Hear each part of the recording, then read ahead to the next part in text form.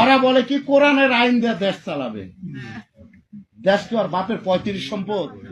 মূলত আইন বিধান জারি করার অধিকার একমাত্র আল্লাহ তাআলারই, আর এই বিধানের বলেই তিনি আদেশ দিচ্ছেন তোমরা আল্লাহ তাআলা ছাড়া অন্য কারো গোলামি করবে না, কারণ এটাই হচ্ছে সঠিক জীবন বিধান। তাদের অধিকাংশ মানুষই আল্লাহ তাআলার উপর ঈমান আনে না, তারা আল্লাহ তাআলার সাথে শিরক করতেই থাকে।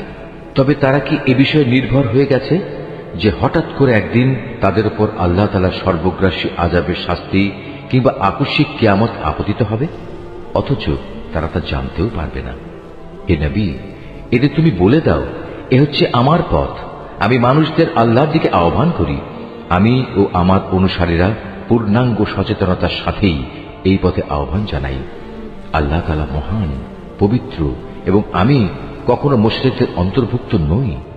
তোমার আগে বিভিন্ন জনপদে যত নবী আমি পাঠিয়েছিলাম তারা সবাই তোমার মতো মানুষই ছিল। আমি তাদের উপর ওহী নাজিল করতাম।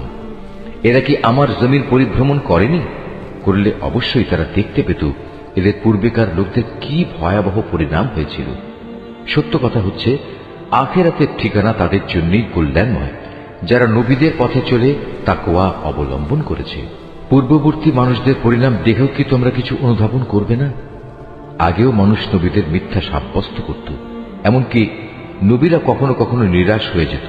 তারা মনে করত তারা বুঝি সাহায্যের প্রতিশ্রুতিতে মিথ্যাবাদী সাব্যস্ত হয়ে যাবে। তখন হঠাৎ করেই তাদের কাছে আমার সাহায্য এসে হাজির হল। তখন আমি যাকে চাইলাম তাকে শুধু আযাব থেকে নাজাত দিলাম, আর নাফরমান জাতির উপর থেকে আমার আযাব কেউই রোধ করতে পারে না। অবশ্যই অতীতের জাতিসমূহের কাহিনীতে জ্ঞানবান মানুষদের জন্য অনেক শিক্ষা রয়েছে।